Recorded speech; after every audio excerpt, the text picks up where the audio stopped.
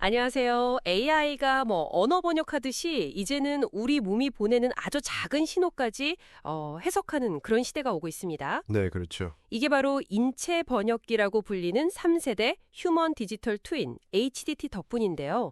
오늘 저희는 이 TV 대담 자료를 좀 깊이 보면서 이 3세대 HDT가 도대체 뭔지, 이전 세대랑은 어떻게 다른 건지, 그리고 이게 우리 건강관리나 또 요즘 심각한 초고령 사회 문제, 더 나아가서 의료 시스템 전체에 어떤 변화를 가져올 수 있을지 한번 제대로 파헤쳐 보겠습니다. 네, 좋습니다. 제노시스 AI 헬스케어에서 개발 중인 기술이라는데 핵심을 같이 보시죠. 네, 이 휴먼 디지털 트윈이라는 게 사실 단계적으로 발전을 해왔어요. 보면 1세대는 그 개인 유전체 정보, 그러니까 타고난 거죠. 이걸로 이제 질병 위험도 예측하고 프리딕티브 같은 사례도 있었는데 이게 실시간은 좀 반영하기 어려웠고요. 아, 그냥 딱 정해진 정보만 본 거군요. 네, 그렇죠. 약간 정적인 정보죠. 그러다 2세대는 이제 웨어러블 기기 있잖아요. 거기서 나오는 실시간 생체 데이터, 심박수나 혈당 같은 거, 이런 걸 더해서 좀 더 동적으로 모니터링을 시도했죠. 트윈 헬스, 당뇨 관리가 아마 대표적일 거예요. 근데 이것도 여전히 그 유전 정보 외에 다른 복잡한 생체 정보들을 다 합쳐서 보진 못했어요. 한계가 있었죠. 아, 그럼 3세대 이 인체 번역기라고 부르는 건 어떤 점이 그렇게 확 다른 건가요? 뭔가 결정적인 차이가 있는 것 같은데요? 네, 맞습니다. 그게 핵심인데요. 3세대는 1, 2세대 장점은 당연히 가져오고요. 결정적으로 다중 오믹스 데이터라는 걸 아주 깊게 있게 통합 분석합니다. 다중오믹스요? 좀 생소한데요? 네, 그게 뭐냐면 단순히 유전체, 그러니까 설계도만 보는 게 아니고요. 환경이랑 상호작용을 반영하는 후성 유전체, 또 지금 유전자가 얼마나 활발한지 보여주는 전사체, 그리고 실제 몸에서 기능을 하는 단백체, 또 실시간 생리 상태를 나타내는 대사체, 심지어 우리 몸의 두 번째 유전체라고도 하는 미생물군 유전체까지 이 모든 정보, 이 복잡한 분자들의 대화를 AI가 실시간으로 또 환경 요인까지 다 고려해서 종합적으로 번역을 해내는 겁니다. 와, 그 모든 걸 다요? 네. 그래서 인체 번역기라는 이름이 붙은 거죠. 그냥 병원에서 잠깐 찍는 스냅샷이 아니라 우리 몸이 계속해서 이야기하는 걸 이해하는 것에 훨씬 가까워진 거예요. 몸의 이야기를 실시간 번역이라니, 진짜 흥미로운데요? 그 이재원 교수님도 말씀하셨듯이 병원에서 잠깐 재는 데이터로는 알 수 없는 그런 일상 속 미묘한 변화를 잡아내는 게 중요하겠네요, 정말. 바로 그 점입니다.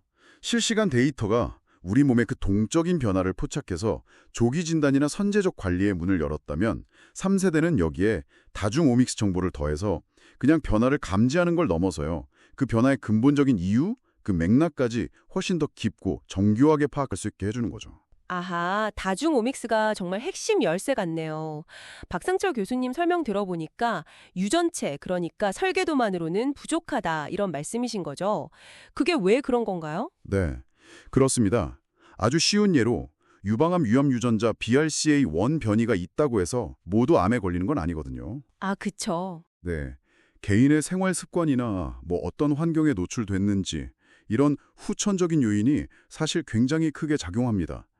다중오믹스는 바로 그 지점, 그 유전체라는 기본 설계도 위에 환경과의 상호작용, 후속 유전체, 현재 유전자 활성도, 전사체, 실제 기능 단백질, 단백체, 실시간 화학 상태, 대사체, 장내 미생물 영양, 미생물 군 유전체까지 이 모든 정보층을 다 통합해야만 비로소 개인의 건강 상태를 정말 포괄적으로 이해하고 예측 정확도도 90% 이상으로 끌어올릴 수 있게 되는 겁니다.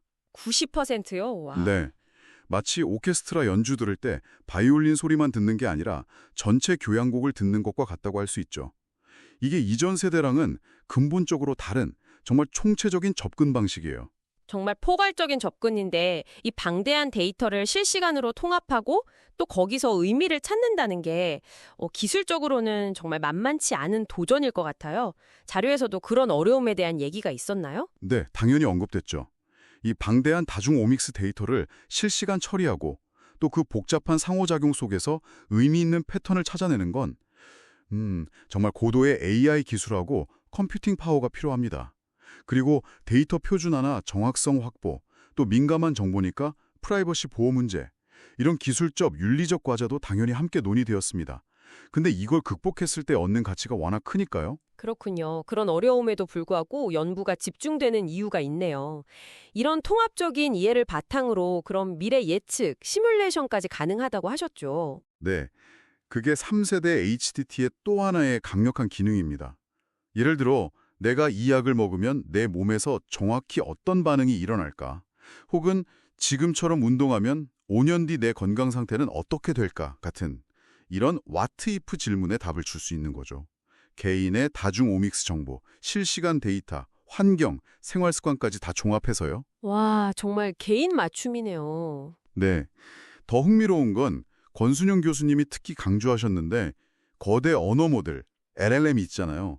이걸 접목해서 이 복잡한 시뮬레이션 결과를 마치 개인 건강 코치랑 대화하듯이 아주 쉽고 자연스러운 말로 풀어서 설명해 준다는 겁니다. 아, 복잡한 데이터 보고서가 아니라 그냥 대화로요? 네, 그렇죠.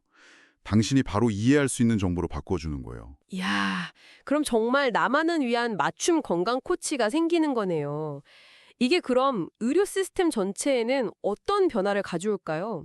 단순히 병 고치는 걸 넘어서는 의미가 있을 것 같은데요. 맞습니다. 권순영 교수님 전망처럼 질병을 미리 예측하고 예방하는 쪽으로 의료 패러다임이 바뀌면서 어마어마한 의료비 절감 효과를 기대할 수 있겠죠. 그리고 더 나아가서는요. 사람들이 자기 몸이 보내는 신호를 스스로 이해하게 되잖아요. 건강이나 질병, 심지어 노화나 죽음에 이르는 그 생물학적 과정까지 알게 되면서 삶과 죽음 자체를 더 깊이 이해하고 마지막까지 존엄성을 지킬 수 있게 돕는 어떻게 보면 진정한 의미의 의료 민주화로 이어질 수 있다고 봅니다. 의료 민주화라 의미가 깊네요. 당장 우리 사회가 지금 직면한 문제가 또 초고령 사회대 이 문제 해결에도 실질적인 도움이 좀 될 수 있을까요? 네, 그럼요. 박상철 교수님이 특히 그 부분을 강조하셨는데요. HDT는 초고령 사회의 그 핵심 문제들에 대한 해법을 제시할 수 있습니다. 예를 들어 만성질환을 효과적으로 미리 예방하고 관리해서 의료비 부담을 줄일 수 있고요. 또 실시간 모니터링으로 홀로 계신 어르신들 응급상황 감지나 고독사 예방에도 기여할 수 있겠죠. 궁극적으로는 이제 개인 맞춤 관리를 통해서 건강하고 품위 있게 나이 드는 것, 이른바 홀리 에이징을 실현하는 데 큰 도움을 줄 수 있습니다. 홀리 에이징. 건강하고 품위 있는 노화. 좋네요. 네. 그리고 이재훈 교수님이 언급하신 치매 같은 뇌질환 관리에도 조기 발견이나 맞춤형 예방 전략을 제공하는 데 아주 유용할 거고요. 그런데 이렇게 고도화된 맞춤 의료가 뭐랄까 일부 부유층만 누리는 게 아니라 모든 사람에게 좀 돌아갈 방법도 있을까요? 바로 그 지점을 권순영 교수님이 보편적 컨시어즈 의료, UCM이라는 비전으로 제시하셨어요. AI하고 블록체인 같은 기술을 활용해서 비용은 낮추면서도 고품질의 맞춤 의료 서비스를 더 많은 사람에게 제공하자는 거죠. 아, 기술로 비용 문제를 해결해서 보편화한다. 네. 이렇게 되면 의료 접근성이 낮은 지역의 진단 불균형 문제, 이걸 해결하는 지구촌 진단 문제 해결사 역할도 할 수 있고요. 더 나아가서 우리나라가 이 분야를 선도하게 되면 데이터 주권을 지키는 서버린 AI 강국으로 도약하고 글로벌 AI 경쟁에서도 중요한 위치를 차지하는 데 기여할 수 있다는 그런 전망입니다. 정말 큰 그림이네요. 자, 그럼 정리를 좀 해보자면 이 3세대 휴먼 디지털 트윈, 다른 말로 인체 번역기는 다중 오미스 데이터와 AI를 결합해서 당신 몸의 언어를 실시간으로 해석하고 또 미래 건강을 시뮬레이션하고 이전과는 정말 차원이 다른 초개인화된 건강관리를 가능하게 한다. 단순히 질병을 관리하는 수준을 넘어서는 그런 혁신이라고 볼 수 있겠군요. 네, 맞습니다. 그래서 마지막으로 한번 이런 질문을 던져보고 싶어요. 당신에게. 만약에 이 기술이 정말 보편화되어서 당신 자신의 생물학적 자서전을 그 어느 때보다 깊이 이해하게 된다면 당신은 삶과 죽음이라는 이 과정을 어떻게 받아들이게 될까요? 어쩌면 이게 단순히 오래 사는 걸 넘어서서 삶의 마지막 순간까지 존엄을 지키면서 건강하게 나이 들어가는 것, 그 홀리 에이징의 진정한 시작이 아닐까 싶습니다. 자신의 생명 과정을 스스로 이해하고 관리하는 것이 가져올 삶의 변화에 대해서 한 번쯤 깊이 생각해 보시는 건 어떨까요?